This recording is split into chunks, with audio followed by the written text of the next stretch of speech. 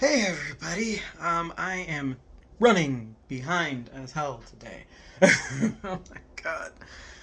Whew, it has been a heck of a week, because my weekend is Tuesday, Wednesday, and I, I worked Black Friday, but I work at an escape room, and every available slot was booked the whole day. Um, I was manning the ship because now that I'm assistant manager, I told my boss, I was like, hey, I'm here to take the stuff off you. And they haven't been able to enjoy like a day after, like Thanksgiving and the day after, basically since they opened. Because I mean, they're always there. So I was like, my Maybon is my Thanksgiving that my wife and I really celebrate. So I don't mind because all I do on Thanksgiving is help my in-laws cook and pick up and eat. And honestly, I do more work than anything, and nobody really talks to me other than my mother-in-law, grandmother-in-law, and then the people that get invited that aren't fam and my wife. Everybody else yells at the football game, including the kids. I just sit in the kitchen and mind my own business. So I worked almost a 12-hour shift playing an elf for our Finding Frosty room. Very performative, might I add. I am bringing the energy. So, yeah, I was very tired. And it's just been over and over again. And I think it was Saturday was the first time since we opened Frosty a few weeks back that I've got to run a room that wasn't Frosty. And I was like, oh my god, I don't have to be an elf. And my boss laughed so hard. She was like, yes, you don't have to be an elf for once. And I was like, yay. But yeah, no, nothing got done outside of work. I was extremely burnt out. I was coming home and crashing. Um, it's a lot, and I think yesterday was the first. I finally got to start working on my audio maze story that they're asking us to do. Um, and I got it done this morning. Actually, no, I started on it Monday. That's right, before work. I finally got to it, and then I finished it today because yesterday I slept a lot. I'm tired. I'm really tired, but so I'm finally trying to get that off because it's done. It's off my plate. I can move on. Um, and then I also was responding to Bradley Ramsey had his mindful Monday post, which is really awesome for just taking a bit to reflect on like just the inner like workings of being an author. Like it's hard. Like we go through so many more emotions because of what we do. And he's really awesome for doing this. And I try to follow them as best I can because I'm not on social media as much as a lot of other authors. So when it pops up, I jump on it. And I was reading over his thing today, and it revolved around grief, and he asked us to talk about like how we took grief and used it to fuel creativity. And so I brought up probably the best example I've ever had, and that was My Father the Tree, which I posted yesterday. Yes, yesterday. Which was my dedication to my father um, when he slipped into his coma at the end of his battle with cancer. Um, and it was me coping with I'm never going to hear my dad's voice again. I'm never going to be able to talk to him. He's not gone, but I can't I can't.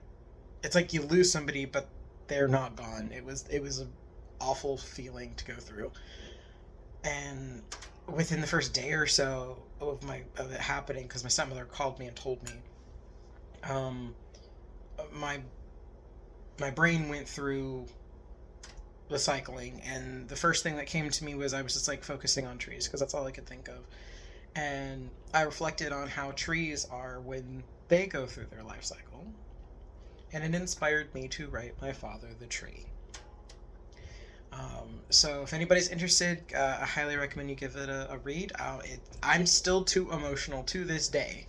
I wrote that in 2015, and I'm still too emotional to read it again.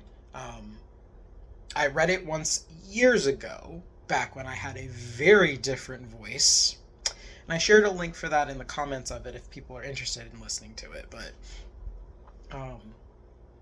yeah, that's one of my more personal pieces that I've written, and it's gotten some positive feedback. I recommend people give it a check it out. Um, if you haven't known yet, I love trees. It's how I dealt with a lot of things in my life as I reflected on how nature cycles through storms and difficult times. Um, it's kind of the theme of that book series behind me. Um, so, yeah, that went up yesterday. And I got some incredible news today. My first fiction piece that I posted up here, Apollon from the Apollon Curse, was featured on the Penny Dreadfuls podcast. Mina Howell does it. And oh my goodness, I am still overwhelmed by what she had to say about Apollon. I'm not gonna lie, I felt my audio quality wasn't good. I don't know why. Could be that I feel I don't have great setup here. I don't know. But she said it was what sucked her in. It was the best part of it. She couldn't give justice to reading it herself when she reads it on the podcast, because she features stories that get submitted that people want people to feature them and have other people who listen to the podcast have a snippet from it so they go check it out. And she couldn't speak higher of my voiceover, and I'm like, I'm still kind of processing it, and I'm so grateful to Bradley Ramsey and Mina Howell because they do this collaboratively. And I honestly wasn't sure if it was one of the reasons why I hadn't got a lot of engagement. I'm pretty sure it's just I don't have a huge following yet. So I'm trying to share Apollon and the other Dodeka shorts as I post them, and anywhere I really feel comfortable with it, because I know there's some places that I'm not sure I'm comfortable sharing it because it doesn't feel like a place where you're supposed to be promoting stuff. And of course I share it on my notes and stuff like that too, and then my socials. But yeah, I'm still, oh my goodness, can't wait to see what she thinks of Selena Files' Melinda Cohen. I took a break from the Dodeka shorts this week just because I had other thing to post.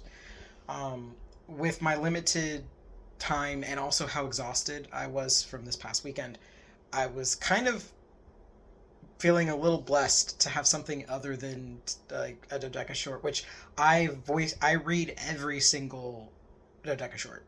And honestly, it's my goal because I want that accessibility, that you hear it in my voice, not in AI's voice. Not that there's anything wrong with that. I think that that's a great accessibility option for people who struggle with either getting through a piece or they can't read something. I believe I've mentioned on other things, my wife has dyslexia and my sister has dyslexia, so I'm very well aware of how much of a struggle it is to enjoy stories when you struggle to just read through a page. So that's part of my my transmedia goals, the transcendence of story in other forms. So hopefully you guys have to go check out Apollon from the Apollon Curse and Melinda Cohen from Selena File. I'm not sure if I'm going to go back to the shorts from Apollon Curse next week or if I'm going to try and work with The King and His Witch, which is the third posted Dodeka short. Just keep your eyes open, and in the meantime, be blessed, everybody, especially from this past Thanksgiving, and be kind to yourself and others as we all transverse the same path in life, just in different vehicles, and happy reading and listening. adventures.